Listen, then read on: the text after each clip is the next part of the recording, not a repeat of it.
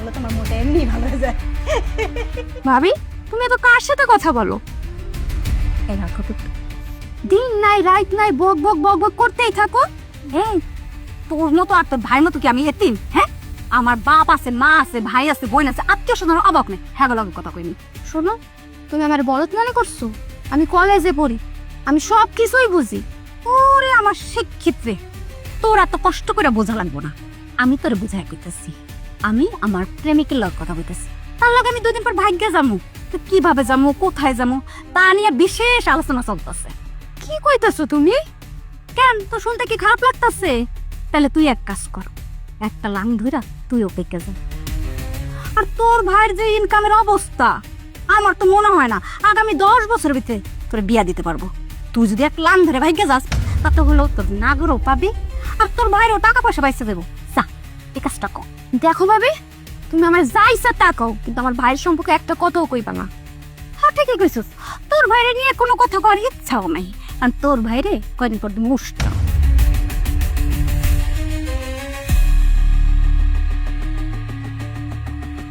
এরে তুই চলে যেতেছিস কেন? কি কইতে আইলি? কয়ে যা।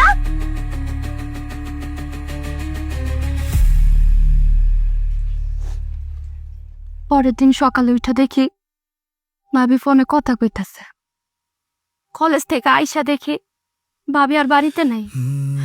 আমি পুরা গ্রাম খুঁজা দেখছি, ভাবি কোথাও ছিল না। ভুলটা না আমারই।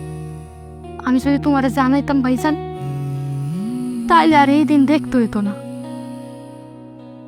জানো মানুষ কি কয়, এত সুন্দর বউ তোর ভাই রাখতে পারলো না। রাখতে না বলে বিয়া করছিল কেন? ভাইজান এগুলো এগুলো আমার শুনলে অনেক কষ্ট লাগে। তুই কান্দিস না, আমরা আর এই গ্রামে থাকবো না, শহরে চলে এলাম।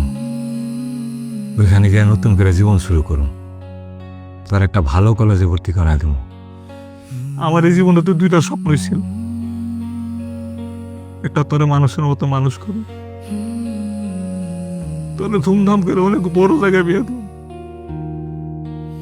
আর একটা স্বপ্ন ছিল তোর ভাবিরে ভালো রাখার লিগে যা করা লাগে তা করুন।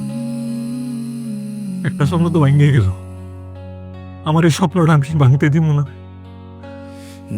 এই স্বপ্ন বাস্তব করার লেগে আমার যা করা লাগে আমি করুন। বইতে কান্দে না, কান্দিস না, আমরা এই গ্রামে থাকুন। যেতে হবে বহু দূর, আশায় বাঁধিব স্বপ্নের ওপর দিতে হবে পারি।